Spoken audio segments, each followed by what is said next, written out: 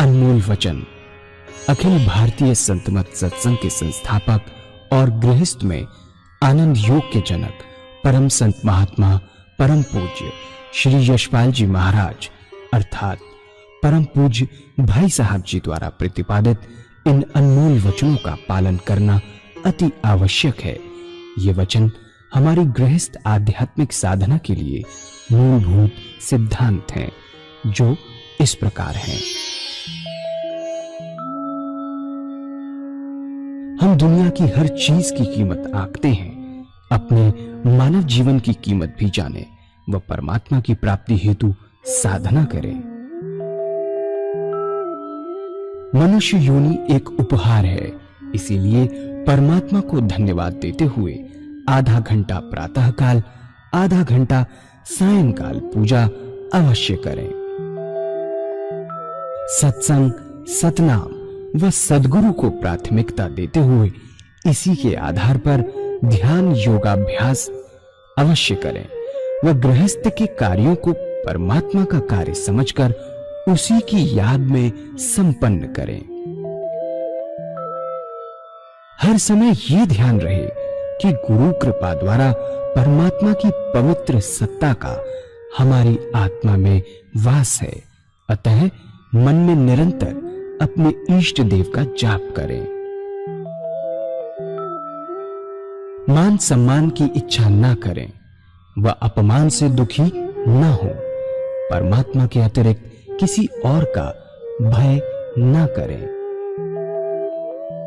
दूसरों की बुराई न करें, न सुने, सत्य व मधुर बोलें, अश्लील शब्द मुंह से ना निकालें, सभी से नम्रतापूर्ण व सुंदर व्यवहार करें। धर्म पत्नी के अतिरिक्त अपने से बड़ी से माता जैसा, बराबर की से बहन जैसा व छोटी से पुत्री जैसा व्यवहार करें। सांसारिक जीवन यापन की आवश्यकताएं अंतहीन है, इसलिए अधिक से अधिक समय सत्संग में व धन परोपकार में खर्च करें। याद रखें, न स्त्री माया है, न धन दौलत, न ही परिवार। माया वह है जो हृदय को परमात्मा से दूर हटा दे। अतः निरंतर सत्संग और सद्गुरु की शरण में रहने का प्रयास करें। भोजन अपने इष्ट को अर्पण कर प्रसाद रूप में परमात्मा की याद में करें। रात्रि में सोने से पहले अच्छे बुरे कार्यों का आत्मनिरीक्षण कर उसका समुचित पश्चाताप करते हुए ध्यान करें व प्रभु की गहरी याद में ही विश्राम करें। परमात्मा तू ही है, तेरी इच्छा पूर्ण हो।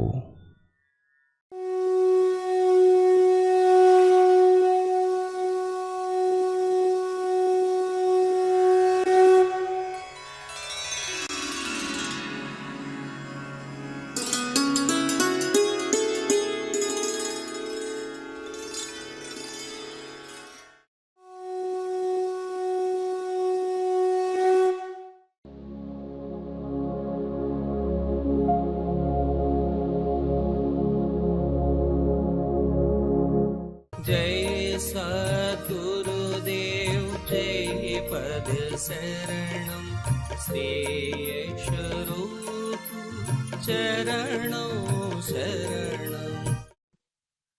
और तीसरी बात क्या है कि इन संतों ने बड़ा भारी जोर दिया स्वादेंद्रिय निग्रह पर। जब तक स्वाद पर कंट्रोल नहीं होता तब तक आत्मा की सारी इंद्रियों पे कंट्रोल नहीं होता। आत्मा की सारी इंद्रियों पर कंट्रोल करने के लिए बड़ा सुंदर तरीका संतों ने बताया। बहुत से महात्मा बहुत कष्ट उठाते हैं स्वाद पर कंट्रोल करने के लिए। कोई फीका खाता है, कोई मीठा छोड़ता है, कोई सारी चीजें मिलाकर खाते हैं। बहुत से महात्मा बहुत कष्ट उठाते हैं स्वाद पर कंट्रोल करने के लिए। कोई कोई महात्मा तो सारी जिंदगी घास घोट कर पीते हैं जिससे और चीजों का स्वाद ना आए। हमारे सदगुरुओं ने बड़ा सुंदर तरीका बताया कि आप परमात्मा की याद में डूबकर भोजन कीजिए, ऑटोमेटिक स्वादेंद्रिय निग्रह हो जाएगा, स्वादों से आप ऊपर उठ जाएंगे। आपके पूजा के 2 घंटे हो गए, आधा घंटा सुबह पूजा, आधा घंटा सायंकाल पूजा, आधा घंटा दोपहर भोजन, आधा घंटा रात्रि भोजन, 2 घंटे का समय। उसके बाद हर मनुष्य सोता है, और सोने में 6 घंटे सब लगाते हैं।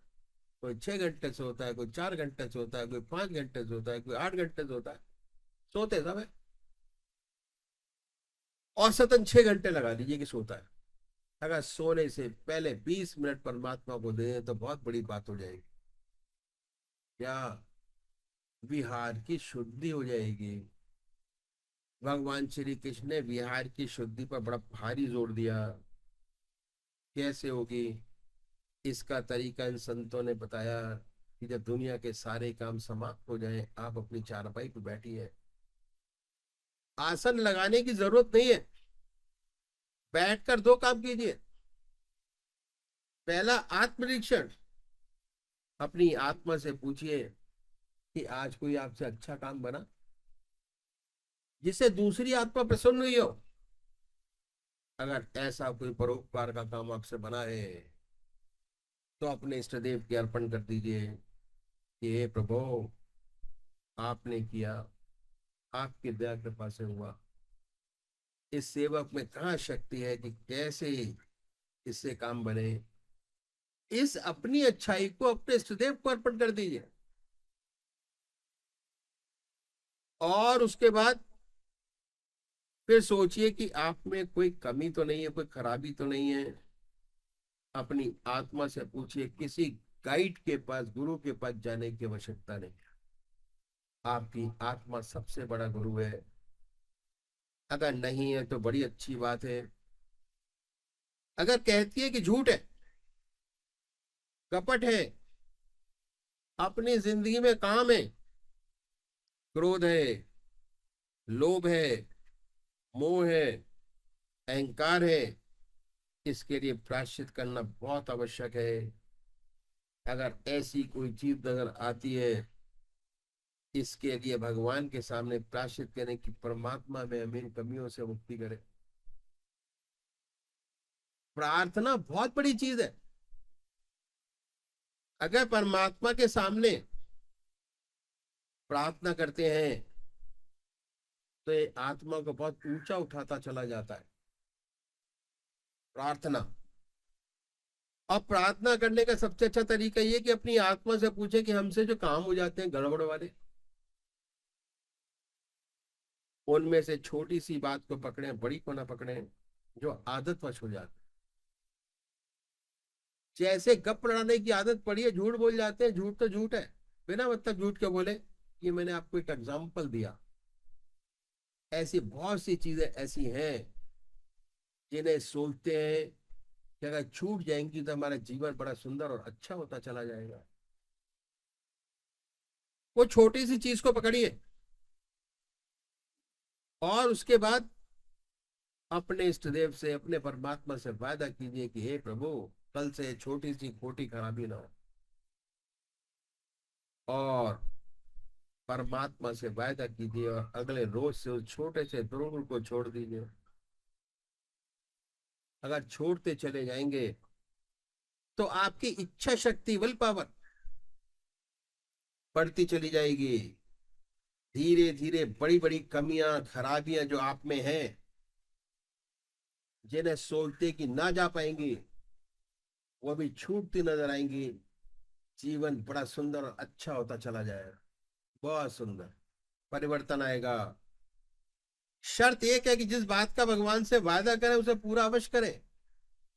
अगर वायदा करके पूरा नहीं करेंगे तो विल पावर घटेगी। दूसरी बात क्या है कि जिसकी इच्छा शक्ति स्ट्रांग होती है उसका इष्टदेव भी बहुत स्ट्रांग होता है, और जिसकी इच्छा शक्ति कमजोर होती है उसका परमात्मा ही बहुत कमजोर होता है, ढीला होता है बहुत। इच्छा शक्ति बढ़ाइए, पावर ऑफ कंसंट्रेशन बढ़ाना है। अगर वायदा करके आपकी विल पावर न करेंगे तो इच्छा शक्ति घटेगी। न करना अच्छा है, वायदा करके पूरा न करना खराब है। जो वायदा करें पूरा करें, अवश्य पूरा करें। इसके बाद ईश्वर का ध्यान कीजिए, और जब ध्यान अलग जाए तो उसी ध्यान में सो जाइए। ये अभ्यास, अगर ये अभ्यास करेंगे, ऐसे बहुत से चीजें हैं, आपको लाभ मालूम होंगे। जो ऐसे भाई बहन हैं जिन्हें डरावने सपने आते हैं, ऊट पटांग सपने आते हैं, डरते हैं सोते हुए, वो खत्म हो जाएंगे, बंद हो जाएंगे। नींद अच्छी आएगी, बेखबर होके सोएंगे। फिर जब ये अभ्यास और बढ़ेगा तो आपके सपने बदल जाएंगे। सुंदर सुंदर सपने आएंगे। आप देखेंगे कि पूजा कर रहे हैं, कभी कभी देखेंगे आप अपने इष्ट देव के मंदिर में बैठे हैं, अपने इष्ट का दर्शन, अपने गुरु का दर्शन, सत्संग में बैठे हैं। जब साधक और तरक्की करता है तो बड़े सुंदर अनुभव खुलते हैं। सोते सोते अनंत सूर्य का प्रकाश नजर आएगा, सारा शरीर विद्युत से उत्पुत महसूस होता है। जब ऐसा साधक सोकर उठता है तो वास्तव में उसके शरीर से बिजली दौड़ रही होती है। बड़ा अचंभा होता है, बड़ी हैरत होती है। ऐसा साधक जिस ध्यान में सोता है, जब उठता है तो उसी का ध्यान बना होता है, उसके मुख से परमात्मा का नाम निकलता है। अपने अंदर ध्यान की सुंदर अवस्था पाता है। जिस ध्यान की अवस्था में सोया था, उससे अच्छे ध्यान की अवस्था में उठा। जो अच्छे साधक हैं, जिनकी आज्ञा चक्र स्पंदन होता है, सोते समय आज्ञा चक्र स्पंदन था। जब उठेंगे वह स्पंदन और तेज होता मिलेगा। तो ये 6 घंटे सोने के वास्तव में पूजा में बदल जाते हैं। बात क्या है? मन का गुण है। मन जिन विचारों में डूब कर सोता है, रात भर उन्हीं विचारों में पड़ा रहता है।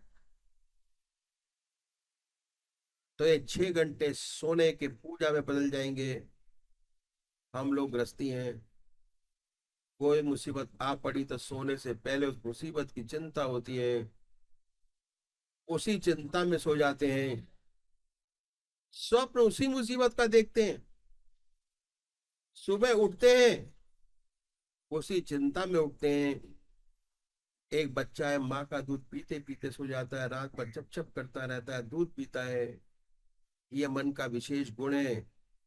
मन जिन विचारों में गहरा डूब कर सोता है, उन्हीं विचारों में पड़ा रहता है। अगर आप ईश्वर की याद में सोएंगे, परमात्मा से प्रार्थना करके सोएंगे, तो रात भर आपका ध्यान बना रहेगा। 6 घंटे सोने के पूजा में बदल जाएंगे।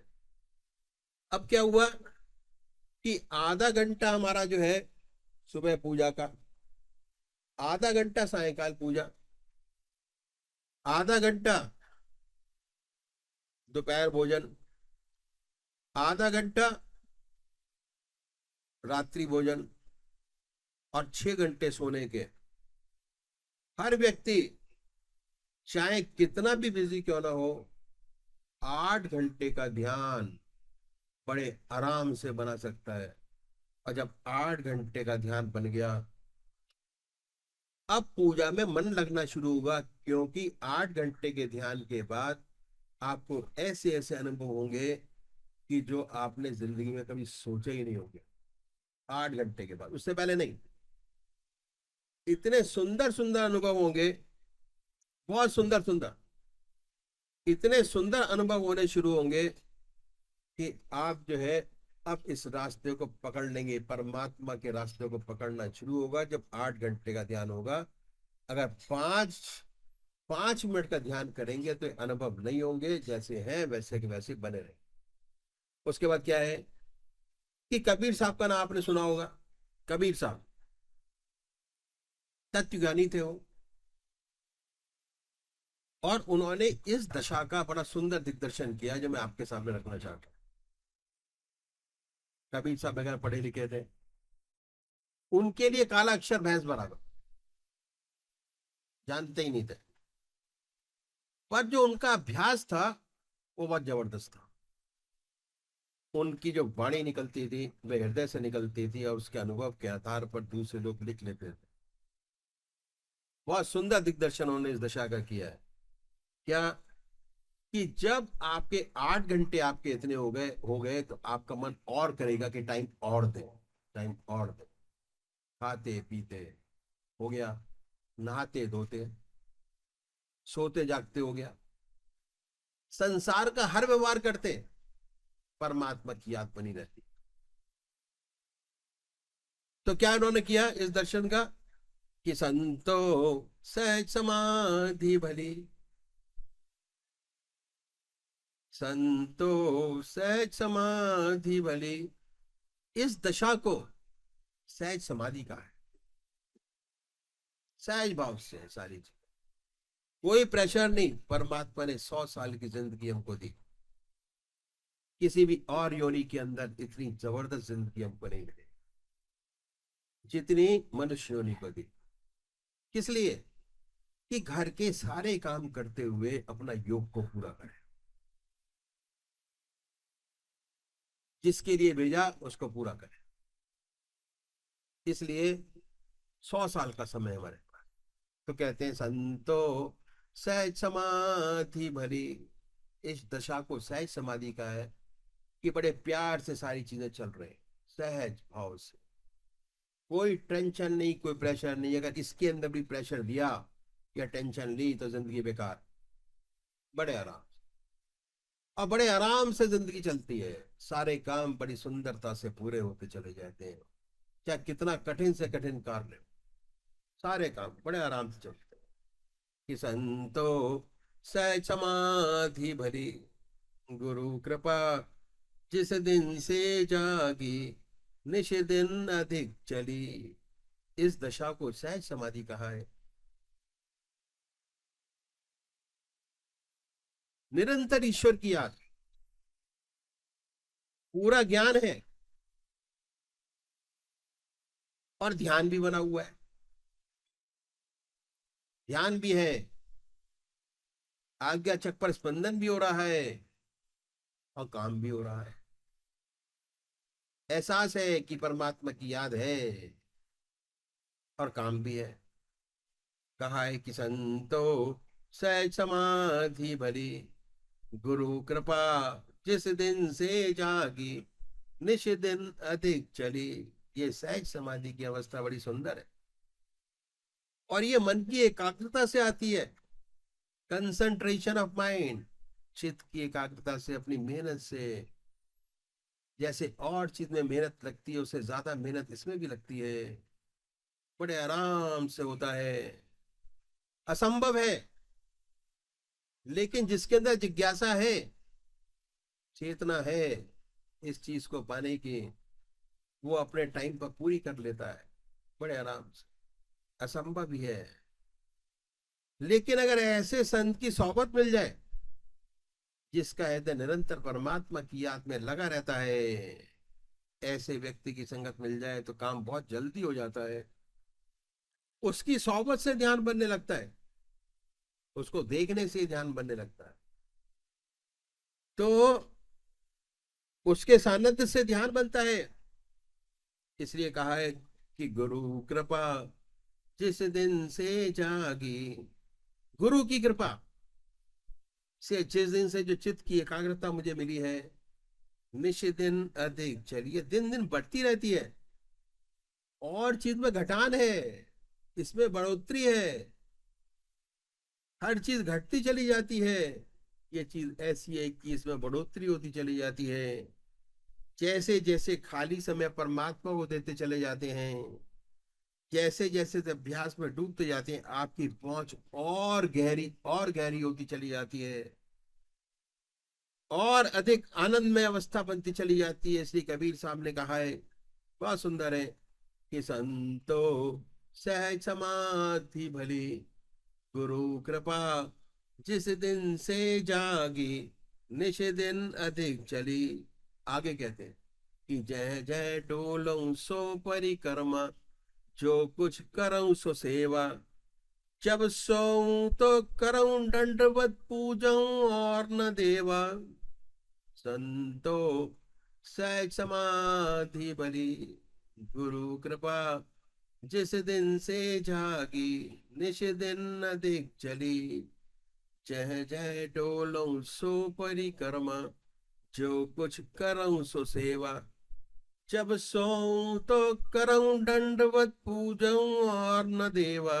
कहते हैं कि जहां जहां ऐसा व्यक्ति चलता है वो परिक्रमा करता है, और जो कुछ करता है वह सेवा करता है। जय जय डोलऊं सो परिक्रमा, जब हम मंदिर में भगवान की परिक्रमा करते हैं तो भगवान को झरोकों से निहारते जाते हैं, भगवान के ध्यान में परिक्रमा करते हैं। जब ये साधक चलता है तो प्रभु की गहरी याद में डूब कर चलता है, चल नहीं रहा, परमात्मा की सच्ची परिक्रमा कर रहा है। जो कुछ करूं सो सेवा, सच्ची सेवा बनती है, बहुत बड़ी सेवा होती है। संसार के दावानल से झुलसे आते हैं, आए बैठे शांति लेकर जाते हैं, शांति और आनंद लेकर जाते हैं, बहुत बड़ी सेवा होती है। जो कुछ करूं सो सेवा, सुख शांति लेकर जाते हैं। कैसी सच्ची सेवा है, दूसरे की आत्मा खिलती है, सच्ची सेवा होती है। जह जह डोलऊं सो परिक्रमा, जो कुछ करऊं सो सेवा, जब सोऊं तो करऊं दंडवत पूजऊं और न देवा।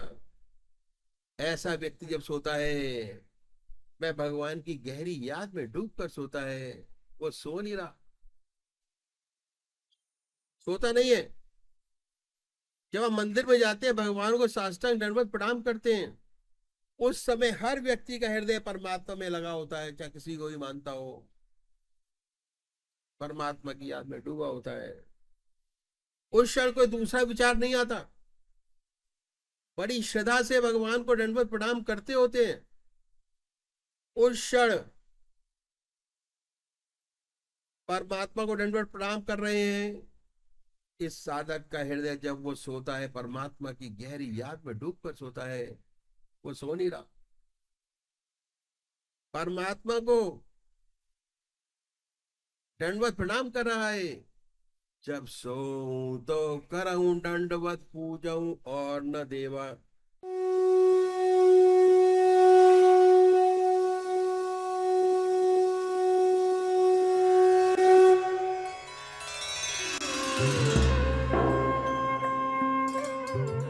ध्यान योग के कार्यक्रम आनंद योग से निशुल्क जुड़ने के लिए संपर्क करें 9810239677।